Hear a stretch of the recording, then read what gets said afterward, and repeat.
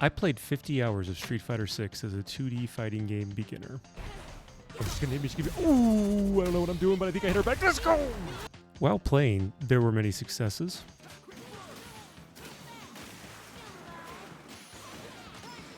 A lot of failures. He's not. No, it's over.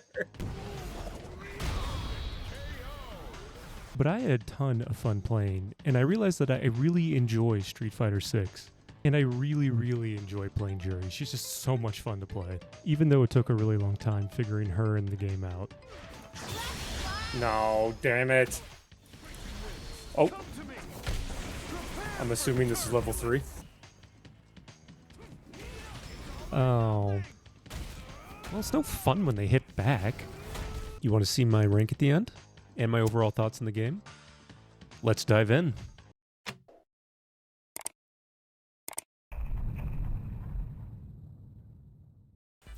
Okay, so before we really get into it, let me first start with the fighting games that I actually have played.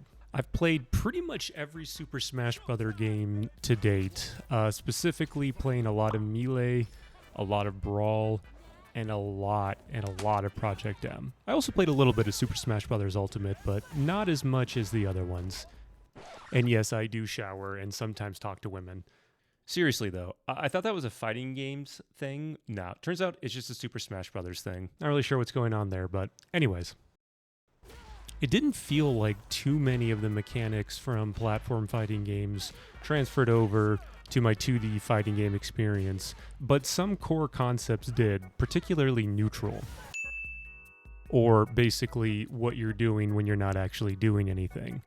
Granted, neutral in platform fighting games and neutral in Street Fighter 6 were quite different, and one of the bad habits I picked up from platform fighting games, particularly Super Smash Bros., is that I always felt like I had to be doing something, I had to be moving, I had to be pressing a button, and in Street Fighter, you don't necessarily have to do that. And sometimes it's even bad to be pressing buttons and moving forward, because then you'll get punished and you won't really be blocking. Of course, the retort to this is that does anyone actually pay 60 USD just to press back on the controller? Nice.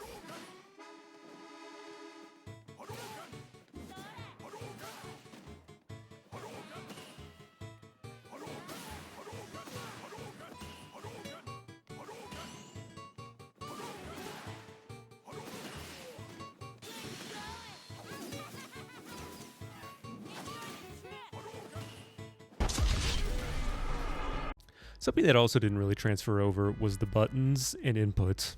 In Smash Brothers, there's a lot of buttons and there's a lot of moves. There's forward air, neutral air, down special, up special, side smash, side tilt, up tilt, bottom tilt, etc., etc. Street Fighter actually has two controller schemes. One is modern and the other one is classic. Modern controls just essentially make some inputs easier to do than classic controls, but there is a damage debuff. I didn't really want to do the damage debuff, so I went with classic. I don't regret starting with classic controls, but if I wanted a way to ease myself into the controls, I would probably recommend starting with modern.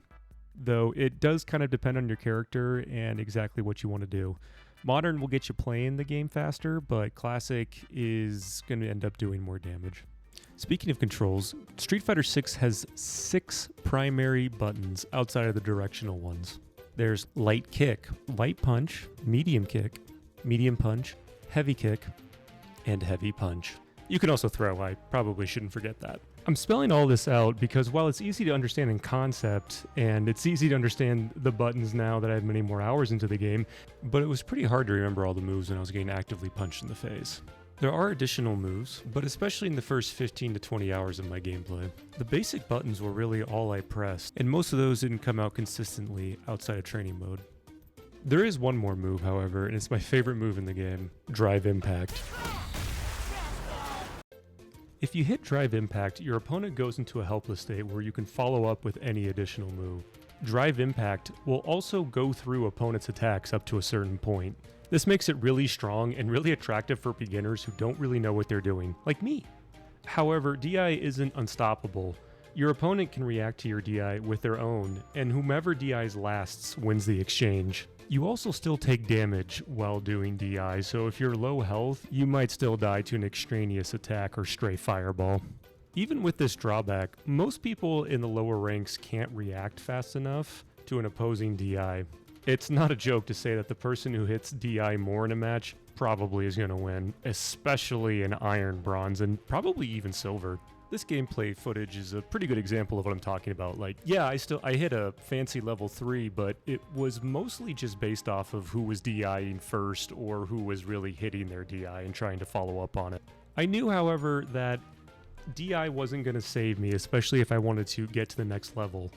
I didn't exactly know what I wanted to do at this point, so I took a couple of days. I sat down, wrote out a game plan, and tried to execute it. By now, I was out of Bronze, but I still didn't quite feel like I was understanding what I should be doing. I could see the mountain that I needed to climb if I wanted to get out of Silver and to make some real progress into the gold ranks. However, I didn't really know what the best path forward was. Should I just play more? Should I do some combos to see if there's some additional fundamentals I could learn about the game? I really felt like I was kind of lost without a map. So I decided to make a 3-goal plan. First, I wanted to sit down and talk to some of my higher ranking friends to get some more one-on-one advice about what I was doing wrong and what I could improve upon. 2, I wanted to watch some more YouTube videos and guides on Jury specifically because while I've been playing her for a little bit now, I still didn't quite feel like I understood what her strengths were and what she really wanted to do in the game. I was mostly just relying upon some real basic fundamentals of trying to hit them while they're vulnerable and trying not to be vulnerable. Lastly, training mode is a very good tool to get better. And while the dummy recording mode is actually pretty intuitive, at first it doesn't make a lot of sense. It's also hard to know the difference between good practice and bad practice, and the YouTube videos I watched actually helped me quite a lot with that. Asking my friends for some personalized help was probably the best thing I could have done at this point. While I was improving, I also had a lot to work on, and my friends helped me identify some weaknesses in my game. It's also just fun to play the games with friends, and sure, I wasn't close to their levels, but it made the lower ranks and a period of time where I didn't really know much of anything just a lot more engaging and easier to get through. I understand that doing things with your friends is fun is not necessarily a new concept, but it's still true, and I really appreciate how they were willing to walk me through some of the basic parts of the game. What is the combo you have to do with the Dragon Punch in? I might be able to help you. Yeah, by the way, when you get up with it, you want to EX it. Because that's... A normal Dragon Punch, when you wake up, is not invincible. Only the EX one. DP right here. DP. DP. DP.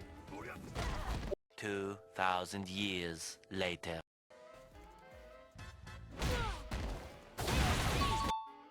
Let me take this time to talk about overdrive moves.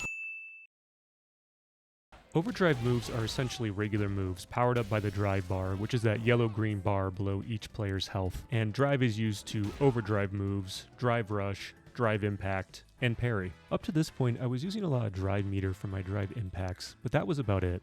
I didn't parry, drive rush, or overdrive my moves. Overdrive moves are really strong, and in some cases uninterruptible, such as Jury's anti-air, otherwise known as a Dragon Punch, or a DP. Sometimes OD moves are also called EX moves, which is what they were referred to in previous Street Fighters. Overdrive helped me get out of the lower ranks of Silver, as many players wanted to keep attacking if they knocked you down. However, if you hit them with an invincible OD Dragon Punch, they're probably the ones that are going to end up taking damage. I can't do supers reliably, right? This is also as good a time as ever to explain the bar at the bottom of the screen. This is the super bar, which you use to perform super arts. Supers take either 1, 2, or 3 bars from the tracker below the screen. Generally, you want to end combos with them, as they do a lot of damage. Jury's level 1 and 3 supers are great combo enders, but her level 2 is weird, and I still don't fully understand it many more hours into the game, so I'm not going to quite go over it in this video. However, each character has different supers, and each time you hit a level 3 super, a short cutscene will play.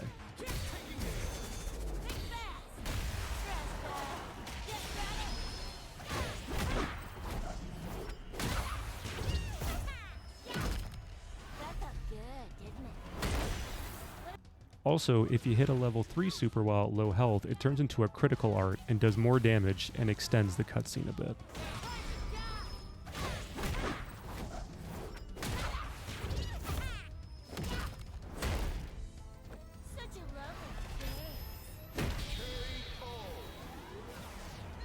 My friend also told me the most useful advice I'd received to this date, and is still relevant today, and that was to learn a simple light combo, medium combo, and heavy combo, and to use the heavy combo after I hit somebody with a DI. Upon receiving this advice, I didn't really implement it super well, as combos were still out of my reach. But then, the same friend sent me the best combo guide maker on YouTube.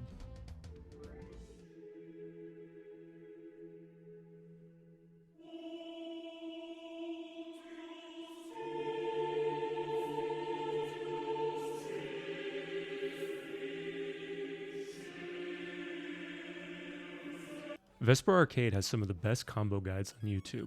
They're very straightforward and contain no commentary or extraneous information.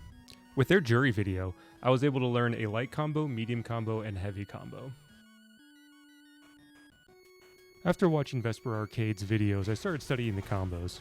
While practicing these combos, I decided to watch other videos on jury, namely guides and how to really play her. These guides were helpful, but I think I was still too few hours in to really understand or make sense of what they were trying to tell me. While I understood some of what they were telling me, such as Jury is a speedy character and you should use that to your advantage, it didn't quite help because I didn't really feel like Jury was that fast. I had nothing to compare it to. At this point now, when I have a lot more hours in the game, those guides make a lot more sense, but when you're new to the game and new to every aspect of the 2D fighting scene, it's really overwhelming, and it's not that the guides were bad, it's just I wasn't really capable of intaking the information. However, there was a lot of information that did help out, specifically matchup information. Ken's a good example of this. Against Ken, you need to watch out for his high-octane offense and Jinrai kicks. As a beginner, Jinrai kicks are particularly tough to deal with, as one of the options out of it is an overhead kick, of which if you're blocking low, you'll take damage. Against E Honda, you got to be prepared to block full screen headbutt missile spam. And while watching the video, it makes sense. After all, you only need to press back. But while in match, it's rather hard to keep your composure when a 300-pound sumo wrestler flies at you head first like a bullet. I mean, like he's coming right at you. And lastly, Zangief. Against Zangief, you simply say GG, go to the bathroom, maybe get a snack, or do some chores while nature takes its course. Yeah. I honestly think matchups might be more important than tier lists. Understanding the strengths of your character while also understanding the weaknesses of your opponent's character is extremely important. And one place to practice/figure out these strengths and weaknesses is the training room. Okay, so the training room in Street Fighter 6 is a wonderful thing, but like many aspects of the game, it's kind of confusing.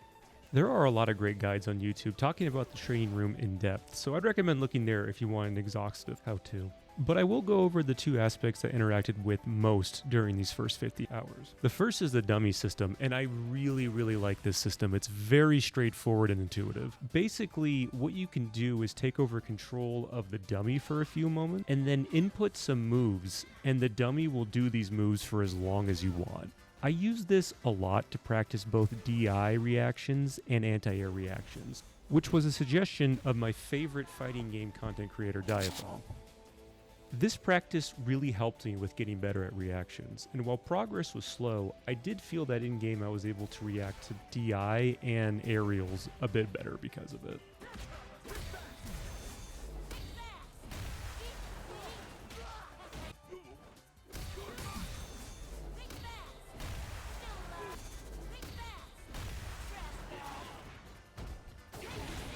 While in the training room, I also worked on my delay tech.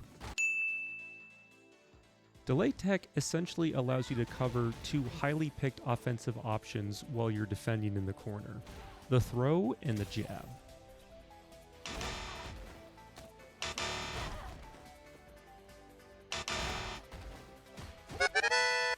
The training room even has a mode for this built right into the game, which is pretty amazing, and it was really good. I didn't start practicing delay tech in earnest till I hit about gold, but I did some intro training while in high silver, and it's quite fun and a very good defensive option. Most people at the silver rank aren't really quite ready for this defensive option, so you can actually get out of some really sticky situations with it. Regardless, the training room has a lot of other uses, but this is what I mainly used it for while I was playing for these first 50 hours. Overall, I love the training mode / training room. Can't recommend it enough. So by now I was able to get into gold, which was really huge, and I was really motivated to push through and get to platinum as fast as possible. I was grinding my delay tech, my DI, my anti-air reaction, and getting some more combos down. But upon entering gold 1, I hit a pretty hard wall. DI spam wasn't working as much anymore, overdrive dragon punch was only getting me so far. My flowchart was pretty limited at this point, and I was getting punished for it. Everyone else seemed to have outstanding damage combos, and also a mastery of their character that I really couldn't rival. I had a feeling going in that I'd probably have to learn some combos and more fundamentals if I really wanted to bring my game to the next level. But I was surprised at how little I really understood and knew even after 40 hours of gameplay. It was at this point where I really started to kind of wane in my interest in playing the game.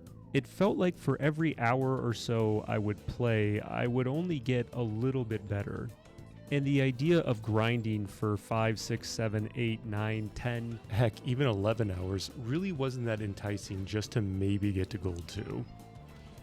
So while I did spend a lot of time in training mode, I didn't really get very far in gold. Frankly, when I hit about 45 to 48 hours, I was kind of done and I wanted a break. I had put a lot of hours into Street Fighter 6 very quickly, and I was feeling pretty drained. So while I was playing the game less, I didn't necessarily stop playing altogether. The sunk cost fallacy really did keep me going. However, with more time spent on the game now, looking back, I think taking time away from the game probably would have been for the best. Practice is good, and it's probably always better to practice than to not practice. However, taking some time away from the game can really kind of give you a fresh perspective and can also make the grind just a little bit more enjoyable because it's not so old and monotonous. I had put almost 50 hours into Street Fighter 6 just within the month of September. That's a lot of time, like a lot of time just in 1 month, but I was having a ton of fun, or at least up until this point anyways. So by the end of the 50th hour, I had only actually gotten midway through Gold 1, and I'll let my gameplay speak for itself to see whether it's actually any better than Silver 5.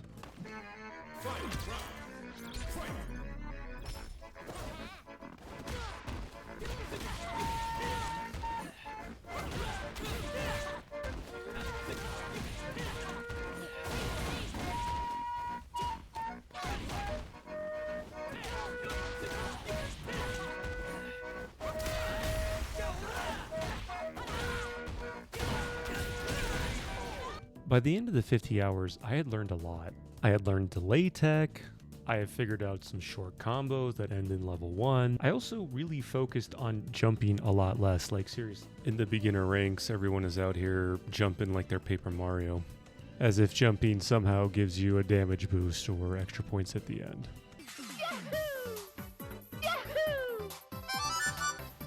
Regardless, I was surprised at how far I got into the ranks. I didn't really have expectations as to how my time would be spent during these 50 hours first going into the challenge, but this is kind of a rough idea of what I thought it would look like. And then this is actually pretty much what ended up happening. What can I say? I was grinding a lot. I played much more ranked than I thought, and I didn't really spend that much time in the practice mode as I would have imagined, given that I'd never played a 2D fighter game before. But the reason I spent so much time playing ranked is pretty simple. Ranked is really fun. I really enjoyed my time playing the game. The matches are short and sweet. The netcode is amazing. I had very few times where I was lagging out or anything like that. And there's almost nothing that can compare to the feeling of finally pulling off a combo you've been practicing for so long. Come on. Let's do this. Let's go. Ladies, I'm single. I'm kind of proud of myself that I was able to get into the gold rank after only playing 50 hours, given that I started from nothing. It was a really great experience, like truly, I can't recommend this game enough. Like 10 out of 10, great starting experience if you want to get into 2D fighting games. So that's it. This was one of my first projects, so please let me know what you think. And truly, I can't thank you enough for watching. I have a couple ideas of other challenges I want to do for maybe 10, 20 hours. I don't know if I'm going to do another 50-hour one. That was just a lot of time. But if you'd like to see something, please let me know in the comment section below. Otherwise, I hope you have a great rest of your day and like and subscribe. We'll see you next time.